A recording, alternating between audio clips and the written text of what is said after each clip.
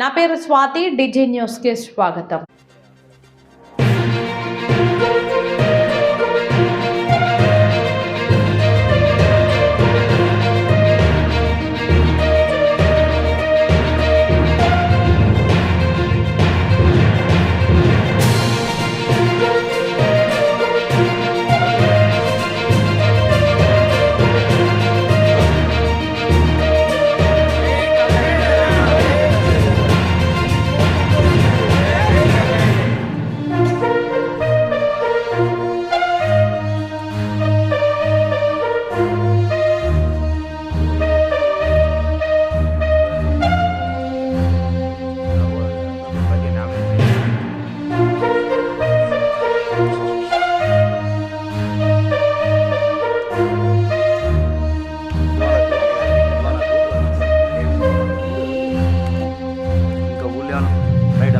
నా పేరు రామడుగు గంగారెడ్డి. కటికినపల్లి గ్రామానికి సర్పంచ్ అభ్యర్థిగా పోటీ చేస్తున్నా. గతంలో ఉప సర్పంచ్ చేసిన 5 ఏళ్ళు, ఇప్పుడు సర్పంచ్ అభ్యర్థిగా పోటీ చేస్తున్నా. గతంలో కూడా చాలా అభివృద్ధి పనులు చేసినాం. సీసీ రోడ్లు కానీ, డ్రైనేజీలు కానీ, టెంపుల్ వర్క్ కానీ, మన కుల సంఘ భవనాలకు కానీ అన్ని విధాలుగా వర్కులు చేసినాం. ఇంకా కొన్ని వర్కులు పెండింగ్ ఉన్నాయి. సీసీ రోడ్లు పెండింగ్ ఉన్నాయి, ఇంకా నరసింహస్వామి టెంపుల్ రోడ్ పెండింగ్ ఉన్నది, బోర్లు ఉన్నాయి, శివాలయం టెంపుల్ రోడ్ పెండింగ్ ఉన్నది, డ్రైనేజీలు పెండింగ్ ఉన్నాయి, సమ్మక్క రోడ్ పెండింగ్ ఉన్నది, కొన్ని కుల సంఘ భవనాలు ఉన్నాయి పెండింగ్. ఈ ఐకేపీ సెంటర్ కాడ కరెంట్ లేదు, అది కూడా మా మంత్రి గారితో మాట్లాడినాం. మంత్రి గారు చేపిస్తా అని చెప్పిండు. ఐకేపీ సెంటర్ కాడ ఒక రూమ్ మాట్లాడినాం, ఏది వాళ్ళు బస్తాలు వేసుకోనికి, బారదాని వేసుకోనికి ఆ రూమ్ కూడా చేపిస్తా అని చెప్పిండు. ఇంకోటి బోర్ లేదు, ఆడ వాటర్ సౌలత్ లేదు, వాటర్ కూడా చేపిస్తా అని చెప్పిండు.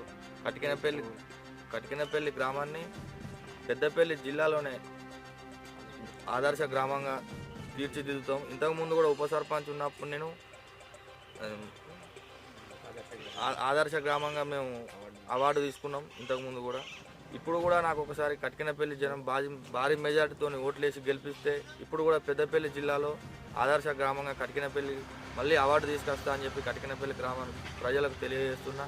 నాకు ఒకసారి అవకాశం ఇచ్చి నన్ను భారీ మెజార్టీతో గెలిపించాల్సిందే కోరుకుంటున్నా. ఇంకొకటి, మా కటికినపల్లి మెయిన్ ప్రాబ్లం ఏంటంటే చేన్లకు పోయే తోవలు ఉన్నాయి. అన్ని చిన్న చిన్న తోవలు ఎప్పుడు గొడవలు, ఆ తోవలు కొంచెం ప్రాబ్లమ్స్తో ఉన్నాయి.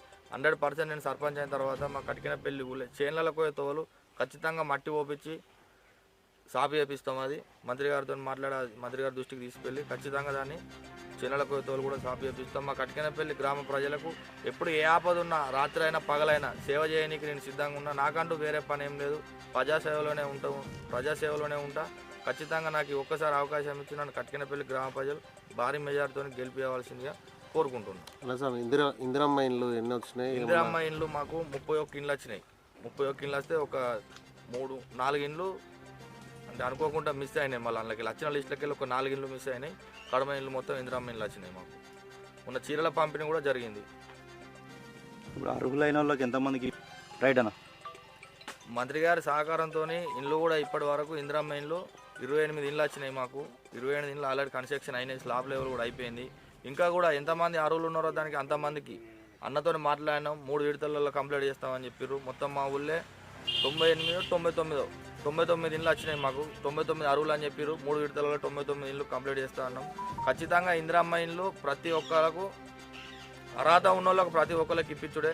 ఆ ఇందిరమ్మ ఇండ్లు అన్న మాట ఇచ్చిండు, ఎవరు కూడా బాధపడకూడదు, ఈ 30 ఇండ్లతోనే అయిపోదు, వచ్చే ఇండ్లు ఉన్నాయి, 2 విడతలలో మీకు ఖచ్చితంగా ఇస్తా అని చెప్పిండు. మా కటికినపల్లి గ్రామానికి మంత్రి గారు స్పెషల్. మాకు ఎప్పుడైనా మా అన్న ఎప్పుడు ఏ ప్రచారం మొదలుపెట్టినా మా కటికినపల్లి నుంచే మొదలు పెడతాడు మంత్రి గారు. ఇంకొకటి, మాకు సబ్ స్టేషన్ మంత్రి గారు మాకు సబ్ స్టేషన్ చేసి సబ్ స్టేషన్ పని కూడా కంప్లీట్ అయిపోయింది. హాస్పిటల్ మన పల్లె దవాఖానా కూడా చేసిండు. ఇప్పుడు ఎలక్షన్ కూడా ఉండి ఆగిపోయింది. ఆ పల్లె దవాఖానకు సీసీ రోడ్ కూడా కంప్లీట్ చేసినాం. ఇప్పుడు మన మా మంత్రి గారు గెలిచిన కాడికి వెళ్ళి మాకు కటికినపల్లి గ్రామానికి 30 లక్షలు సీసీ రోడ్ వర్కులు ఇచ్చిండు, అది కూడా కంప్లీట్ చేసేసిన. ఇక పాల కేంద్రం కాంపౌండ్ ఇచ్చిండు, అది కూడా వర్క్ కంప్లీట్ చేసినాం. మిషన్ బైరాద రిపేర్లు ఉన్నాయి అన్న, ఇట్లా మిషన్ బైరాదాలు అన్ని లీకేజ్లు ఉన్నాయి, వాటర్ వస్తలేవన్నా అంటే లీకేజ్ ప్రాబ్లం కోసం అని చెప్పి 2 లక్షల రూపాయలు మంజూరు చేసిండు. మిషన్ బైరాద వర్క్ కూడా కంప్లీట్ చేసినాం. ఇప్పుడు ఒక మోటార్ ఒకటి ఫీడ్ చేయాలా, మోటార్ ఫీడ్ చేస్తే కూడా ప్రతి ఇంటింటికి వాటర్ పోతాయి. ఇంకే పనులు ఉన్నా చేసి పెడతాం. మా సబ్ స్టేషన్ కోసం మా మిత్రుడు నరేష్ అని చాలా కష్టపడ్డాడు. ఆయన చనిపోయాడు. ఆయన పాపం రేయి పగలు కష్టపడ్డాడు.